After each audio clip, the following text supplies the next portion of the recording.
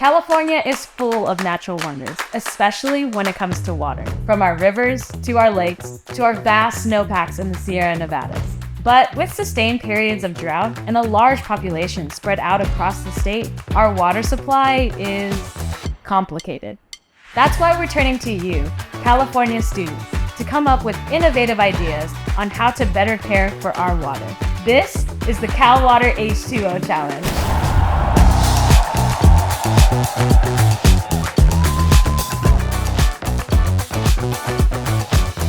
Hey everyone, I'm Emily Ely. I'm honored to be your host for this year's Cal Water H2O Challenge series, where we'll get a behind-the-scenes look at what it's like to participate in this statewide classroom challenge and follow along with one student team as they compete for the grand prize. Last year, we had an incredible group of students and teachers participate in the H2O Challenge, with the grand prize going to Miss Rochelle's 4th grade class at Bonita Street Elementary School in Carson, California.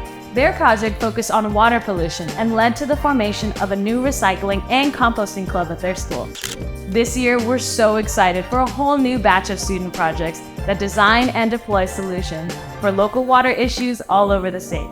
So without further ado, let's head over to meet Miss Gutierrez's 4th grade class in Stockton, California, as they kick off their brainstorming for this year's challenge.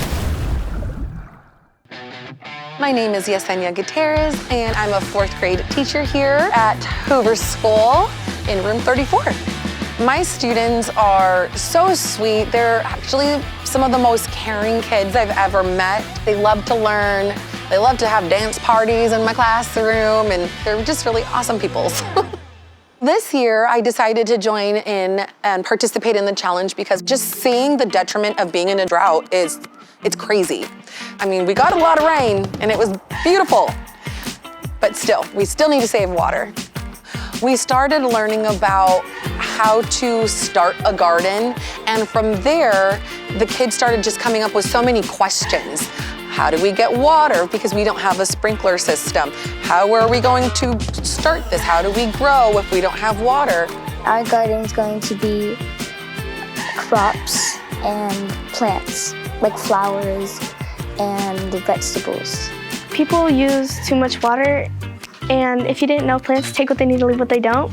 And so I think that we should be more like plants and take what we need and leave what we don't. First, we started off with a garden, and then we realized that we didn't have any sprinkler systems or any hoses back here. So we decided to start collecting rainwater. We started brainstorming and coming up with ways of how to get water to our garden. They started researching other ways and found that we can just put a barrel outside and collect rainwater. We're focusing on how to give water to our plants, but we don't have an irrigation system like sprinklers and water hose, and so we need to collect rainwater. My biggest goal for the project is just to have the kids gain an excitement and an understanding of how important it is to conserve water and to be able to share that with their friends and family. So I think that would be the coolest thing ever.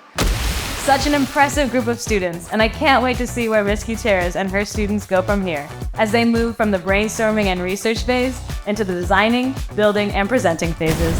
Next time on the Cal Water H2O Challenge series. See you then!